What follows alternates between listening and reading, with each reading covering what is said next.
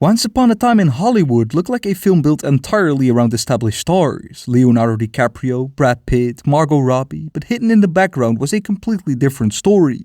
A group of relatively unknown actors, most of them with barely any screen time, who just a few years later would go on to shape Hollywood in very different ways. Some became award winners, some became box office stars, and some kind of disappeared. Today, we're ranking the careers of these actors since Once Upon a Time in Hollywood, not just based on talent, but on who truly turned that opportunity into real success. This is how Once Upon a Time in Hollywood created the next generation of stars, and who actually made it.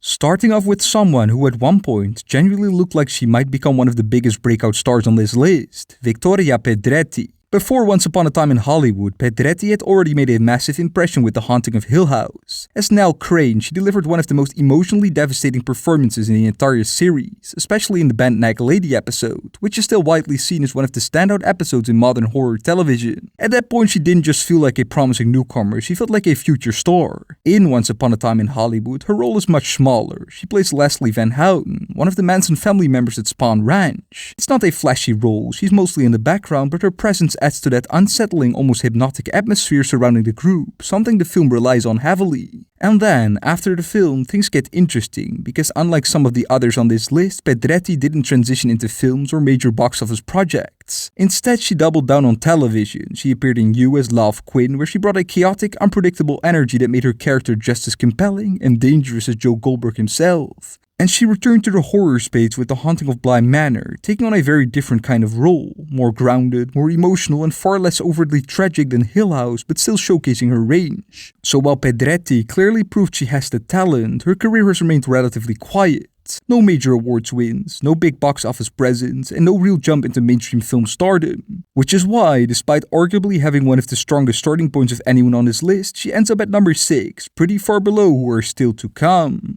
We'll just make this route about having fun. But before we move on, if you enjoy videos like this, consider subscribing. I do these regularly. It would be appreciated.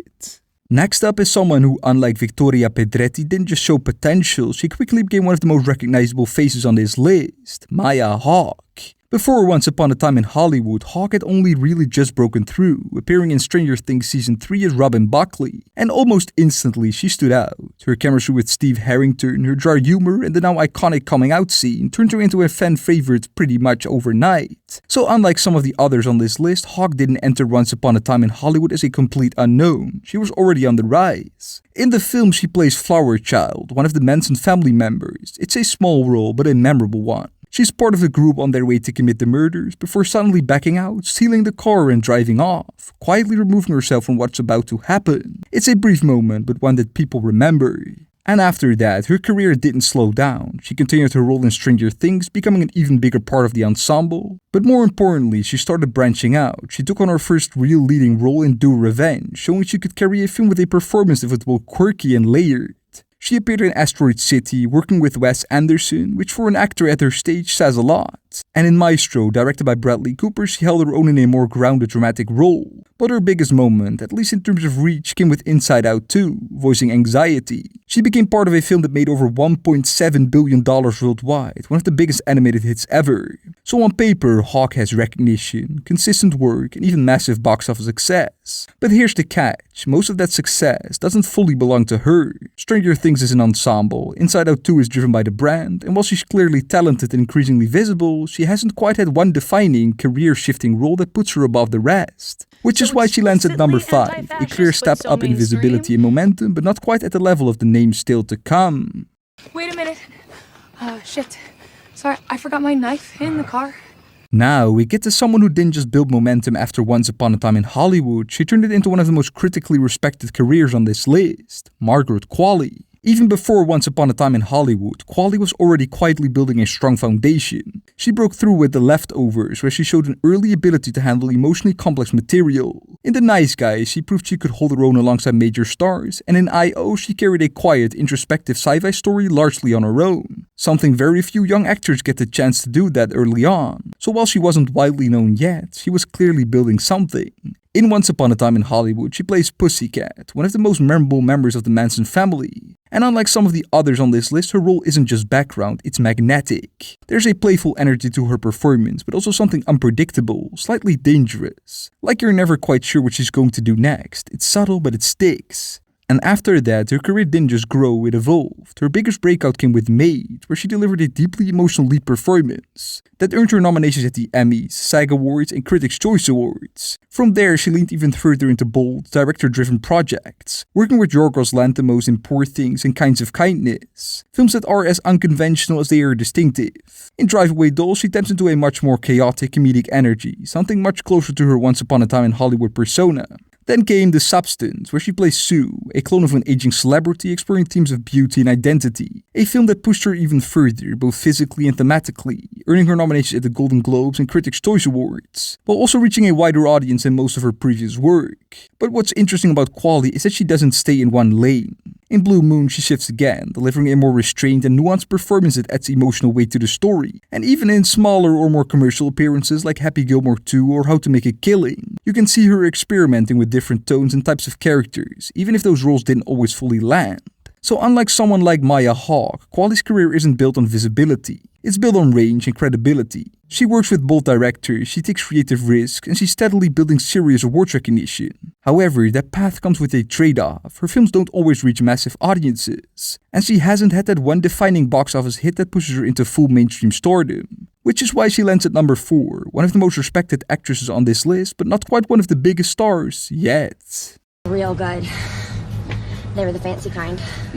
Now we get to someone whose entire career trajectory can basically be split into 2 parts, before and after one role. Mikey Madison. Before Once Upon a Time in Hollywood, Madison was easily one of the most unknown names on this list. Her only real exposure came from Better Things, where she played Max Fox, the strong-willed, emotionally volatile eldest daughter.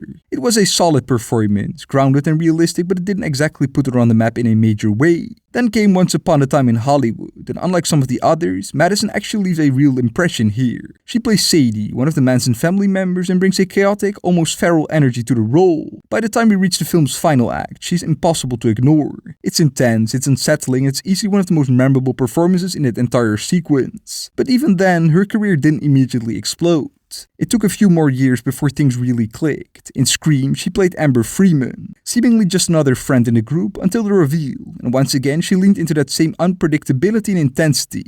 This time on a much bigger stage. The film was a commercial success, putting her in front of a much wider audience. However, the real turning point came with Anora. This is the role that changed everything. As Annie, a stripper entangled in a complex relationship, she delivers a performance that's raw, layered, and completely commanding, carrying the film in a way she hadn't been asked to do before. And the industry noticed. She didn't just get nominated, she won, taking home the Academy Award for Best Actress along with recognition at the BAFTA Awards and Golden Globe Awards. Almost overnight, she went from relatively unknown to an Oscar-winning lead actress. And while Anora didn't dominate the box office in the same way as some of the other films on this list, it didn't do bad, but also didn't need to. Because that kind of recognition does something else entirely, it redefines a career. She followed up with a smaller role in Lady in the Lake, but at that point the shift had already happened.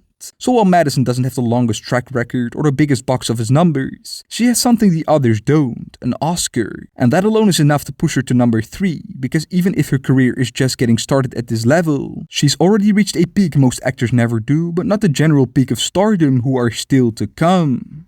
I say we cut their cocks off and make them eat it. Now we get to someone whose rise hasn't just been fast, it's been impossible to ignore. Sydney Sweeney. Before Once Upon a Time in Hollywood, Sweeney had already been working for years, but mostly in smaller roles, quietly building experience without a real breakthrough.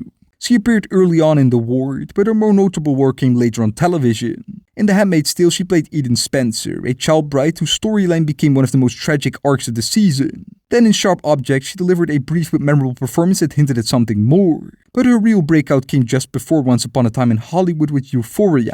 As Cassie Howard, she played a character defined by insecurity, relationship, and emotional instability, quickly becoming one of the most talked about parts of the show. And yes, a lot of the attention came from the show's more provocative elements, but it also put her firmly on the map. In Once Upon a Time in Hollywood, her role is easy to miss. She plays Diane, one of the Manson family members. It's brief, minimal, and doesn't give her much to do. But at that point, she didn't need to, because her breakout was already happening elsewhere. And after that, her career absolutely exploded. In The White Lotus, she played Olivia Mossbacher, a sharp, cynical college student, earning her an Emmy nomination. At the same time, she returned to Euphoria for season 2, this time leaning much more into the emotional breakdown of the character, earning her another Emmy nomination. So on the TV side alone, she had critical recognition, massive visibility, and 2 major nominations. But she didn't stay there. She moved into leading film roles with The Voyeurs, a thriller that, while mixed in reception, put her front and center. Then in reality, she took a completely different approach, stripped down, restrained, and far more grounded, showing a side of her that audiences hadn't really seen before. But the defining shift in her career came with Anyone But You, a romantic comedy alongside Glen Powell that became a massive surprise hit, grossing over $220 million worldwide. And more importantly, this was a film sold almost entirely on her. That's when the conversation changed. She wasn't just a TV star anymore, she was a box office draw. Of course, not everything landed. In Madam Web, she was part of a critically panned project that still managed to cross over $100 million worldwide, but didn't do much for her credibility. But she followed that up with Immaculate, where she leaned fully into horror, delivering a much more intense and committed performance, proving she could carry a film in that genre as well. Then came 2025, and this is where her career becomes a bit more unpredictable. In Christie, she took on a transformative role as boxer Christy Martin, something completely outside her usual image. But the film didn't land both critically and commercially. On the other hand, The Housemaid was the exact opposite. A role that fits her screen presence perfectly in a film that became her biggest success to date, grossing nearly $400 million worldwide. And after all of this, she continued returning to Euphoria, eventually closing out her role as Cassie in season 3, cementing the character that launched her into stardom. So when you look at Sydney Sweeney's career, it's complicated.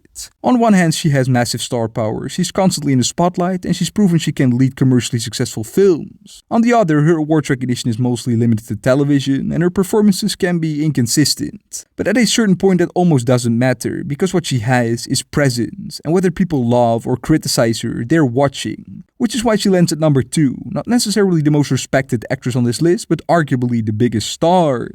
The Hawaiian guy seems to be okay. Everybody's talking all friendly.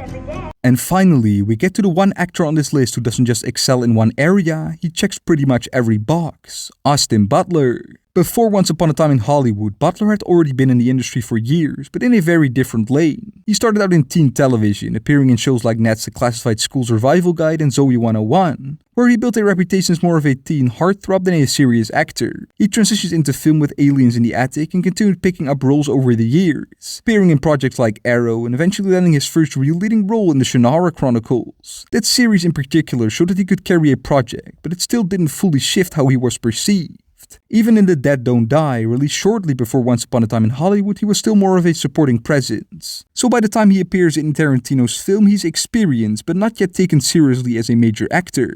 In Once Upon a Time in Hollywood, Butler plays Tex Watson, one of the most dangerous members of the Manson family, and unlike some of the others, he gets real screen time to make an impression. His performance is controlled, intense, and quietly menacing, capturing that sense of blind devotion in a way that feels genuinely unsettling. By the time the film reaches its climax, he feels like a real threat. But even then, his career didn't explode immediately. It took one role to change everything. In Elvis, directed by Baz Luhrmann, Butler transformed completely. As Elvis Presley, he delivered a performance that was not just convincing, but fully immersive. Capturing the voice, the physicality, the presence, it was the kind of role that redefines how an actor is seen. And the industry responded. He received nominations at the Academy Awards, SAG Awards, and Critics' Choice Awards, while winning at the BAFTAs and Golden Globe Awards for Best Actor. And the film itself became a major success, grossing nearly $300 million worldwide. From that point on, Austin Butler wasn't a rising actor anymore, he was a leading man. In The Bike Riders, he took on a much more subdued, character-driven role, proving that Elvis wasn't just a one-off transformation. Then in Dune Part 2, he stepped into a massive blockbuster as Faith Rotha. A completely different kind of performance, physical, intimidating, villainous, almost unrecognizable, and one that helped elevate him even further in terms of mainstream visibility. The film itself was a huge success, bringing him in front of a global audience. At the same time, he returned to television with Masters of the Air, taking on a leading role in a large-scale war drama, again expanding the type of projects he could lead.